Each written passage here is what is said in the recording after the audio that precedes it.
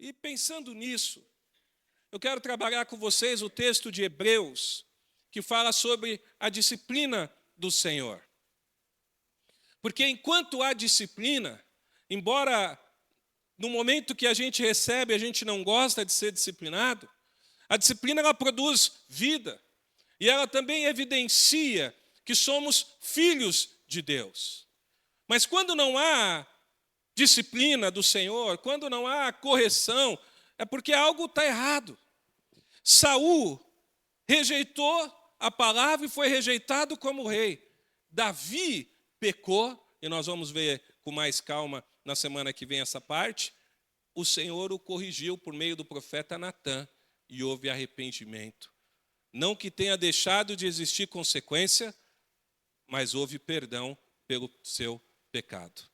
Então, Hebreus, capítulo 12, versículo 4, abre comigo rapidamente.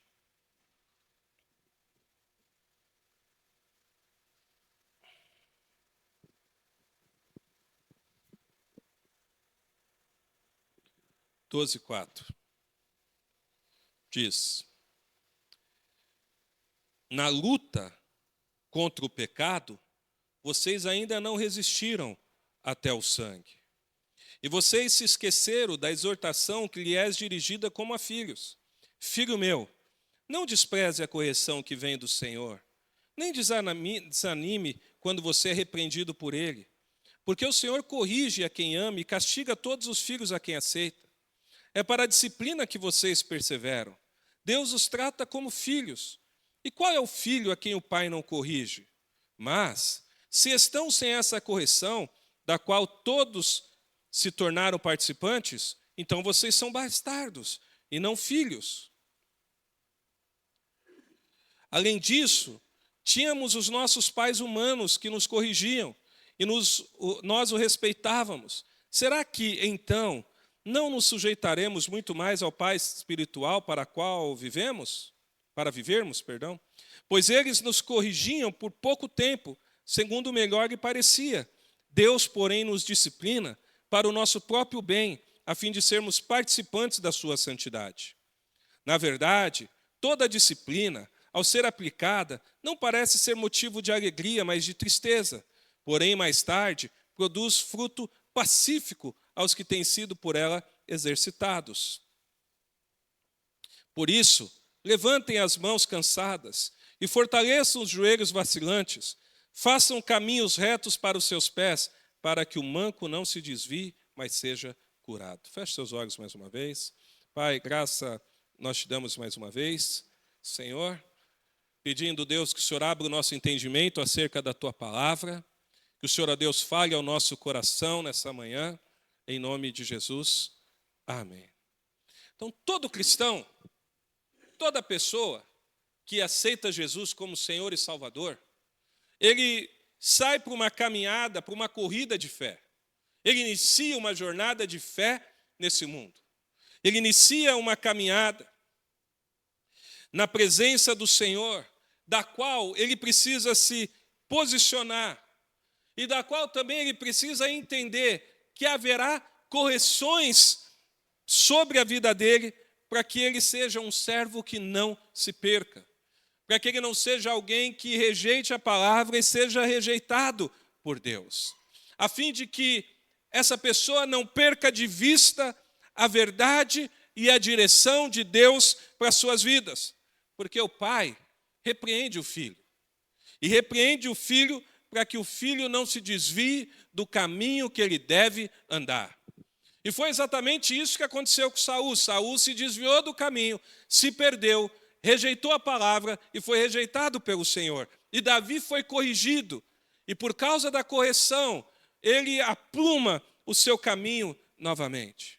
Então o texto começa a nos mostrar que quando o Senhor nos disciplina, ou quando o Senhor disciplina alguém, Ele o faz porque esse alguém é alguém importante. É um filho, é alguém amado. É alguém que não foi rejeitado. E no capítulo 12, versículo 4 de Hebreus diz: na luta contra o pecado, vocês ainda não resistiram até o sangue.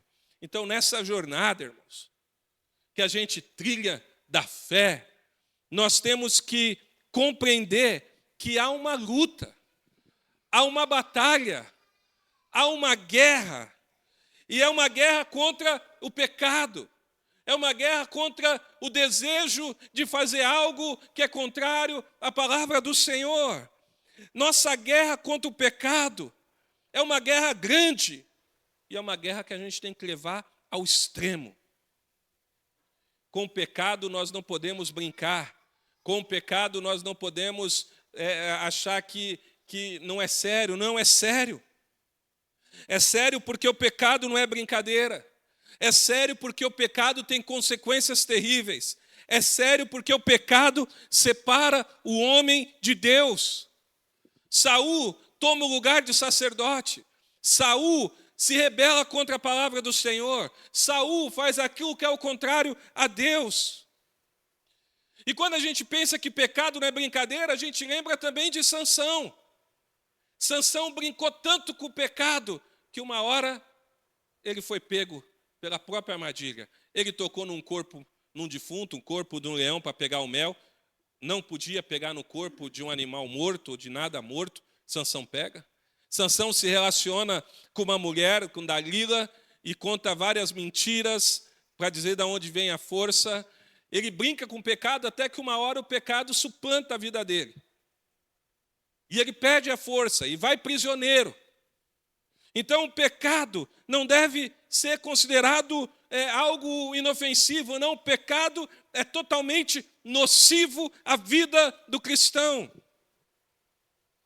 Por isso, nós devemos lutar contra o pecado, porque o pecado é inimigo de Deus, porque o pecado nos torna inimigo do Senhor.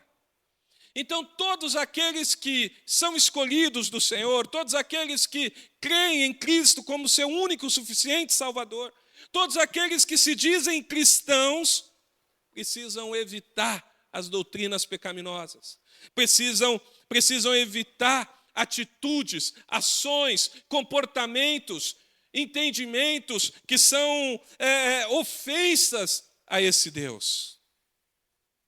Na luta contra o pecado, vocês ainda não resistiram até o sangue. É preciso haver resistência da nossa parte em relação ao pecado. Não pode ser uma entrega, não pode ser algo simples. A gente tem que, mediante a correção do Senhor, se arrepender. O autor de Hebreus, ele nos ensina, do versículo 5 ao 8, que nós não devemos menosprezar a correção do Senhor. E a gente não deve menosprezar. A gente tem que ter o mesmo comportamento que Davi teve quando o profeta Natã corrige.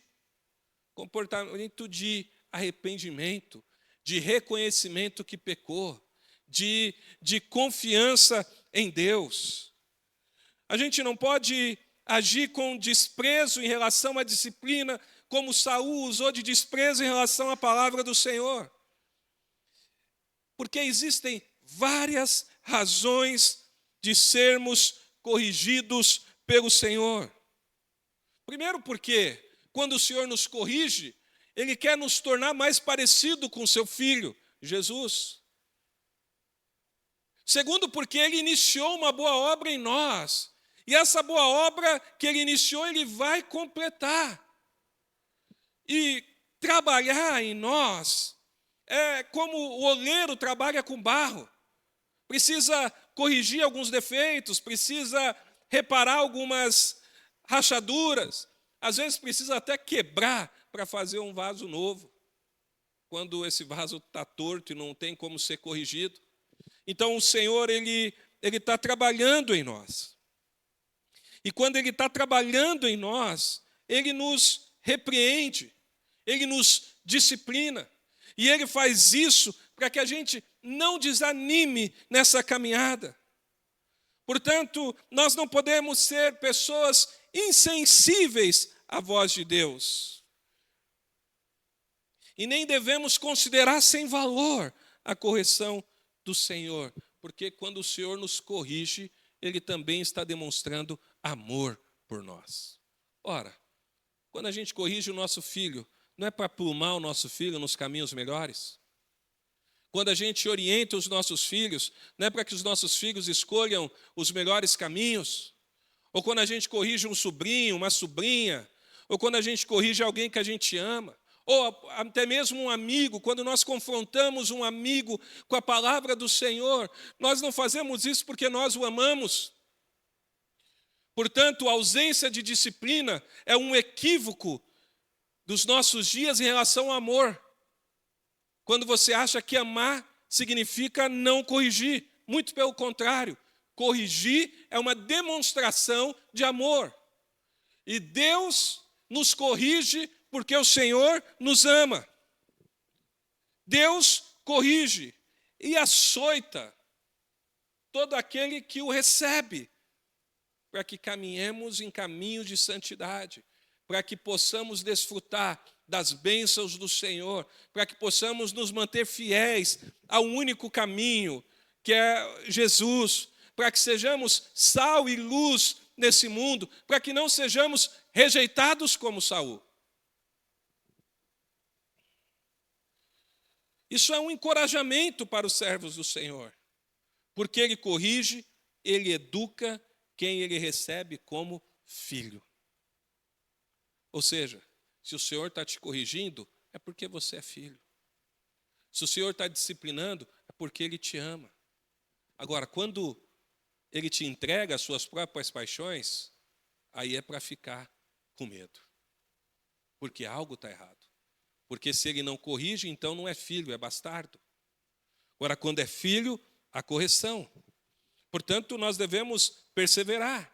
Devemos suportar as dificuldades. Devemos aceitar o sofrimento. Devemos compreender que existem momentos de humilhações, como parte do processo de Deus em nos aperfeiçoar. Veja, sofrimento, humilhação, dificuldade. É preciso perseverar nesse caminho, porque esse é o processo de Deus para o aperfeiçoamento dos santos. Então, o Senhor, Ele trabalha em nós, o Senhor nos corrige, o Senhor nos disciplina e o Senhor também, muitas vezes, permite a humilhação para que nós sejamos aperfeiçoados, para podermos viver de acordo com a vontade dEle. Atos 14, 22 diz, fortalecendo o ânimo dos discípulos, exortando-os a permanecer firmes na fé e mostrando que, através de muitas tribulações, nos importa entrar no reino de Deus. Então o Senhor é aquele que nos fortalece, o Senhor é aquele que nos exorta para que a gente permaneça firme na fé. Porque nós vamos, e como nós falamos de manhã na escola dominical, enfrentar tribulações, enfrentar sofrimentos, enfrentar lutas, mas o Senhor é conosco, o Senhor está conosco. E quando Ele nos corrige, é uma oportunidade de nos arrependermos. Diante da correção, você pode aceitá-la e se arrepender e mudar de vida, ou você pode simplesmente ouvir e continuar fazendo a mesma coisa. Não é assim? Quando nós educamos os nossos filhos, nós os corrigimos, a gente orienta, ele pode ouvir a experiência do pai, da mãe, e aprender com o que o pai e a mãe estão ensinando, ou ele pode continuar seguindo o seu próprio caminho, o seu próprio pensamento. Porque todos os homens, todos nós somos falhos, irmãos. Todos nós somos imperfeitos. E é porque nós somos falhos e imperfeitos, é que nós precisamos ser disciplinados pelo Senhor. Porque nós somos falhos e imperfeitos, é que o Senhor nos açoita em muitos momentos da nossa vida. Porque nós somos falhos e imperfeitos, é preciso que sejamos, às vezes, punidos, para que possamos nos aprumar nos caminhos que nós estamos andando. Por isso, se nós somos filhos, nós vamos ser corrigidos, vamos ser tratados por Deus, E mediante a correção e o tratamento de Deus na nossa vida, devemos nos submeter com alegria ao processo de Deus. Está difícil, irmãos. O Senhor está apertando aí o parafuso, se submeta com alegria. É porque você é filho. O Senhor está estreitando o caminho, está fechando as portas daqueles amigos ímpios, está fechando a porta daqueles amigos que não são verdadeiros, que te levam para o mau caminho, levam para a má conversação. O Senhor está fechando as portas, está te afastando de algumas situações, é porque Ele está te disciplinando, está te corrigindo. Porque é isso que o Senhor faz às vezes. O Senhor nos coloca num deserto, o Senhor nos afasta dos falsos amigos, o Senhor às vezes nos coloca em situações, e a gente precisa se submeter a cada uma das situações, porque é o processo de Deus em nós, para que sejamos transformados, corrigidos e aperfeiçoados para a glória de Deus. Então, se somos filhos, seremos corrigidos. Romanos 8, 28 diz: sabemos que todas as coisas cooperam para o bem daqueles que amam a Deus, daqueles que são chamados segundo o seu propósito. Então, todas as coisas, todas as coisas cooperam. Então, sabe essa situação que você entende que é contrário na sua vida? Sabe esse momento que de repente você pode estar passando, que você não consegue entender por que isso está acontecendo? A Bíblia diz que tudo coopera para o bem. Isso está cooperando para o teu bem. É o Senhor agindo de acordo com o propósito dele, cooperando para o seu bem, para que você seja aperfeiçoado como um servo do Senhor. Sabe o que isso significa? Isso é uma demonstração de amor de Deus para com seus filhos. Quando Ele nos corrige, quando Ele nos aperfeiçoa, quando Ele age, mesmo quando a gente não compreende. É uma demonstração do amor de Deus por nós. Porque se não há correção, então não há filiação. Se eu não sou corrigido, é porque eu não sou filho. Ninguém sai corrigindo filhos dos outros na rua, sai? Hã? Você acha que algum pai vai gostar que outra pessoa venha e corrija o filho? Que alguém venha, de repente, dar uma palmadinha no seu filho? Ninguém vai aceitar isso, irmãos. Então, quando não há correção, é porque não é filho. É criatura, mas ainda não é filho. É alguém que pode até se simpatizar com alguma coisa da fé, mas não foi salvo. Não é contado como a noiva de Cristo. Não é a noiva de Cristo, porque a noiva, ela é adornada, ela é purificada, para que ela encontre com o noivo sem mácula. E se nós somos a noiva, se nós somos a igreja, se nós somos a parte dessa noiva, se nós estamos inseridos, enxertados na videira, o Senhor está nos limpando pela sua palavra, o Senhor está nos purificando, o Senhor está agindo em nossas vidas para que sejamos mais santos, sejamos mais fiéis, para que sejamos mais devotados a Ele, porque um dia nós encontraremos com Ele como uma noiva adornada, purificada. Então, é importante compreendermos que seremos corrigidos pelo Senhor. Versículo 9 ao 11. Além disso, tínhamos os nossos pais humanos que nos corrigiam e nós os respeitávamos. Será que então não nos sujeitaremos muito mais ao Pai espiritual para vivermos? Pois eles nos corrigiam por pouco tempo, segundo o melhor lhe parecia. Deus, porém, nos disciplina para o nosso próprio bem, a fim de sermos participantes da sua santidade. Na verdade, toda disciplina, ao ser aplicada, não parece ser motivo de alegria, mas de tristeza. Porém, mais tarde, produz frutos pacíficos, aos que têm sido por ela exercitados, frutos de justiça. Então, se a gente respeitava os nossos pais, ou respeita os nossos pais, né? Tem muitos pais vivos ainda, segundo a carne, muito mais nós devemos nos submeter ao Senhor e à sua vontade. Respeito, irmãos, e obediência são partes que integram a submissão a Deus.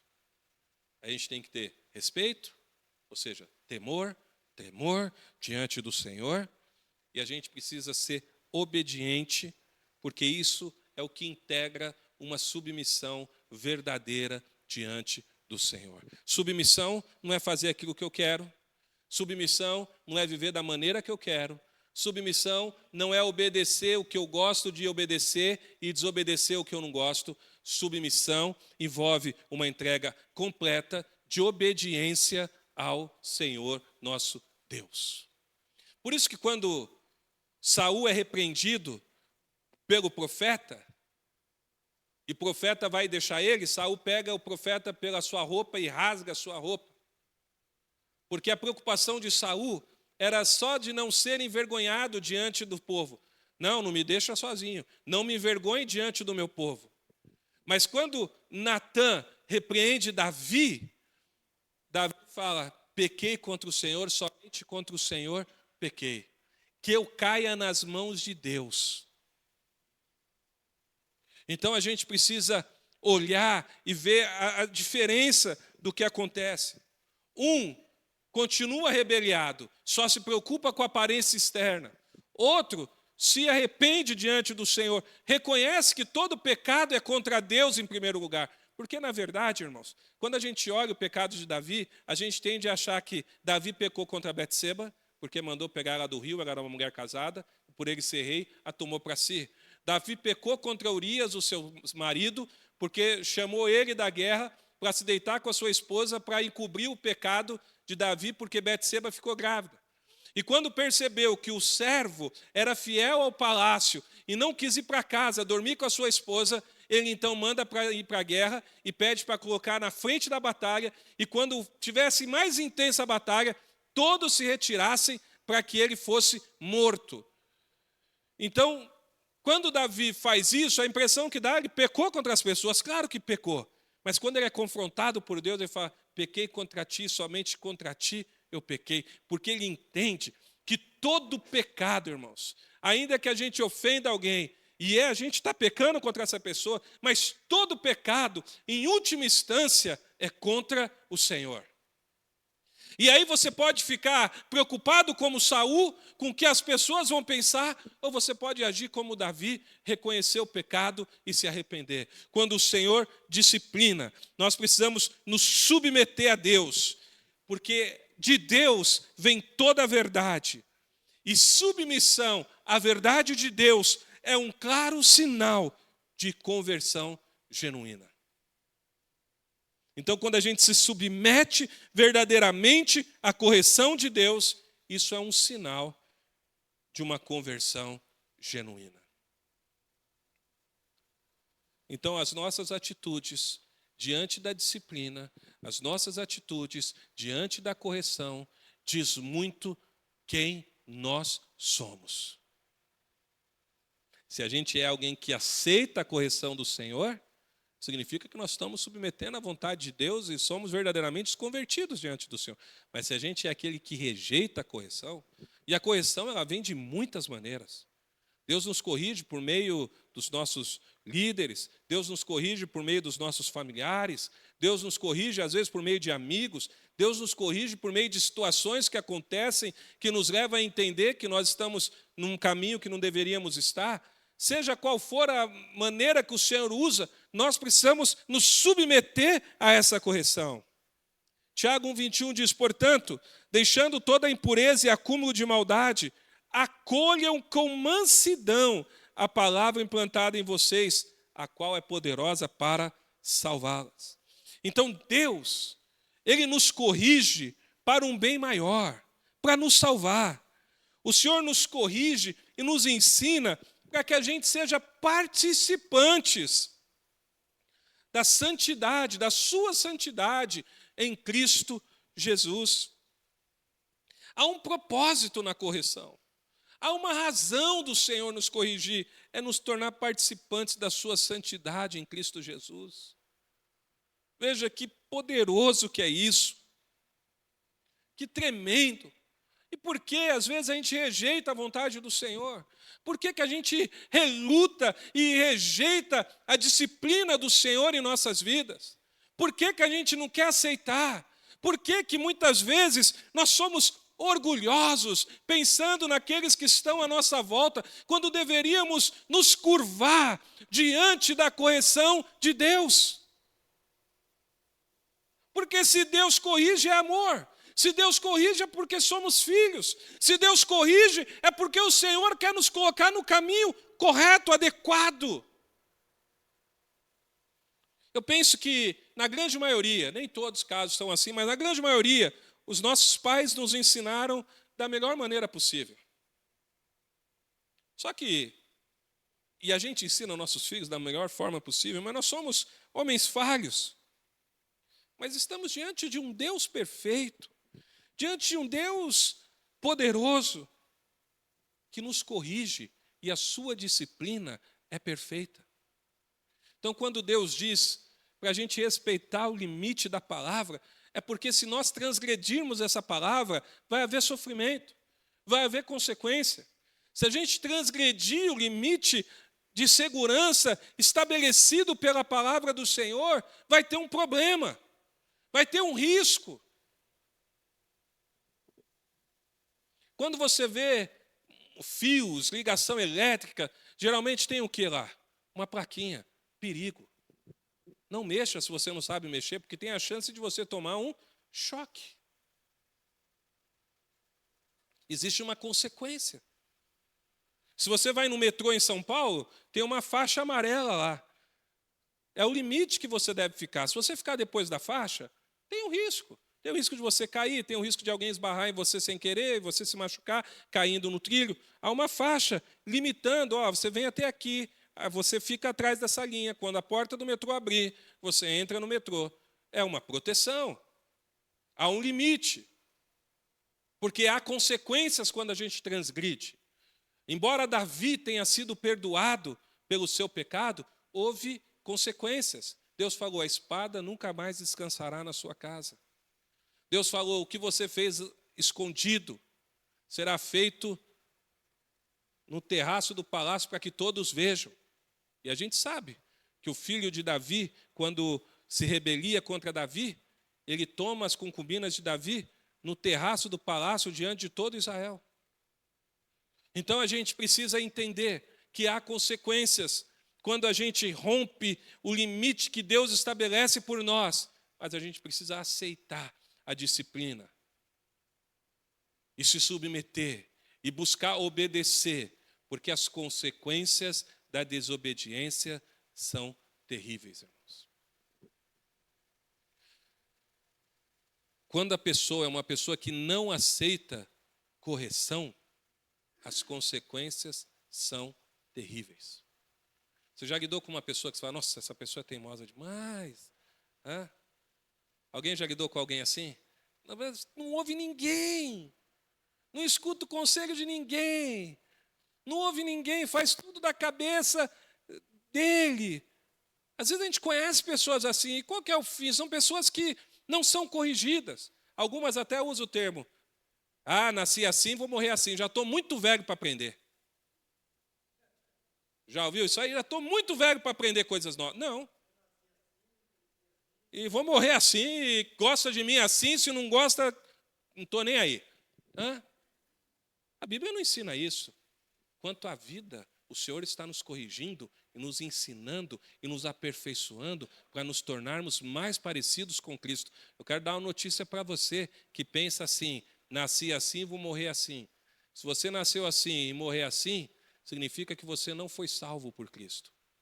Porque quando nós somos salvos por Cristo, Cristo nos transforma todos os dias, nos aperfeiçoa, nos corrige, nos disciplina, nos molda, dia após dia, um pouquinho por dia, às vezes em doses pequenas homeopáticas, mas devagarzinho o Senhor vai nos transformando, o Senhor vai nos mudando, o Senhor vai nos tornando mais doce, o Senhor vai nos tornando pessoas mais parecidas com o Filho, porque o Senhor trabalha em nós.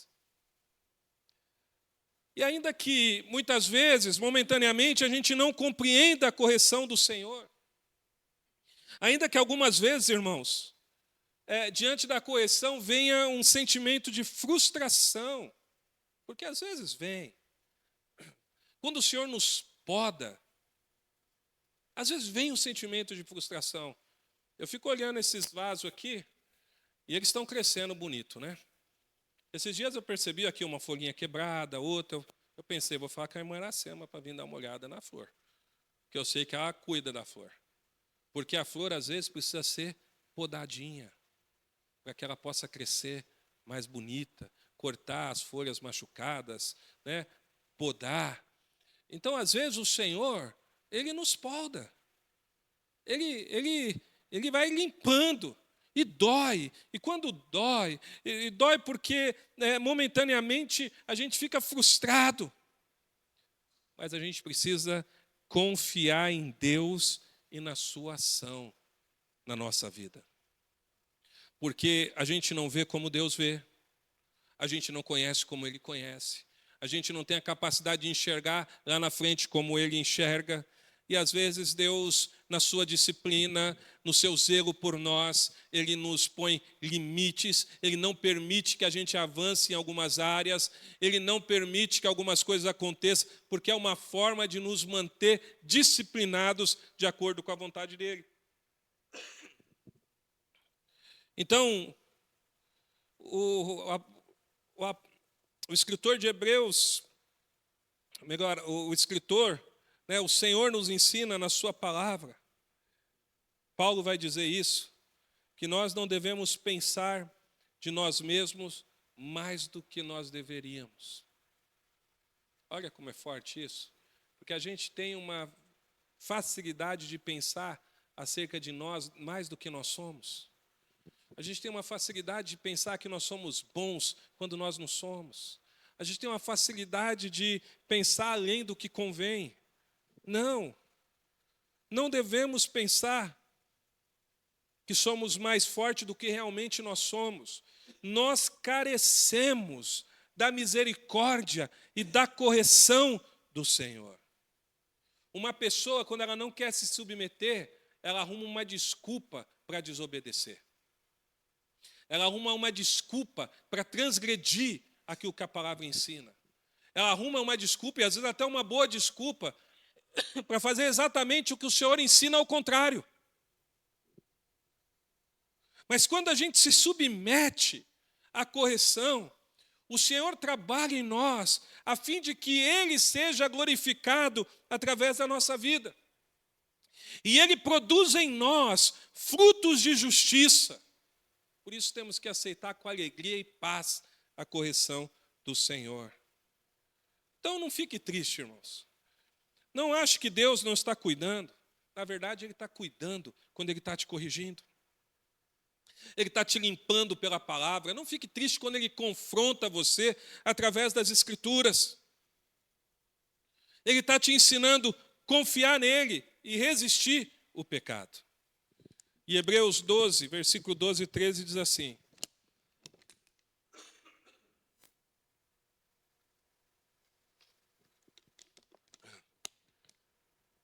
por isso, levante as mãos cansadas e fortaleçam os joelhos vacilantes. Façam caminhos retos para os seus pés, para que o manco não se desvie, mas seja curado. Portanto, irmãos, recupere as forças para continuar. Levante as mãos cansadas, fortaleça os joelhos vacilantes, façam caminhos retos. Recupere-se. Recupere-se. Se fortaleça no Senhor para continuar a carreira da fé. Renove as suas forças em Deus para continuar caminhando para a glória do Senhor. Submeta-se à vontade de Deus e desfrute dos benefícios que o Senhor te concede quando por Ele você é corrigido. E ande, irmãos, ande por caminhos retos. Não escolha caminhos tortuosos. Ande por caminhos retos e até fuja dos caminhos tortos. Fuja, irmãos, dos atalhos que não têm legalidade. Fujam de cortar caminhos que não são bíblicos. Às vezes parece que é mais rápido, mas o fim é amargo. O fim é amargo. Há caminhos que parecem de vida, mas o seu fim é morte. Em outras palavras, há caminhos que parecem doces aos nossos olhos e justificáveis são as nossas ações ao nosso modo de entender, mas que são transgressões da disciplina do Senhor em nossas vidas. Então, não se esqueça que assim como Saul e Davi, nós também estamos numa jornada. E nessa jornada nós estamos numa guerra contra o pecado. E nós devemos levar a sério a nossa conduta cristã e aceitar a disciplina do Senhor. Nós não podemos menosprezar a correção de Deus, porque é para o nosso bem. Então, diante da aflição e da correção do Senhor, a gente tem que submeter a nossa vontade à vontade de Deus, para que a gente suba, ou para que a gente participe em Cristo da santificação para a glória de Deus. E creia, irmãos, creia de todo o coração, recupere as suas forças no Senhor e avance para correr a carreira da fé com perseverança, para que o nome do Senhor seja exaltado.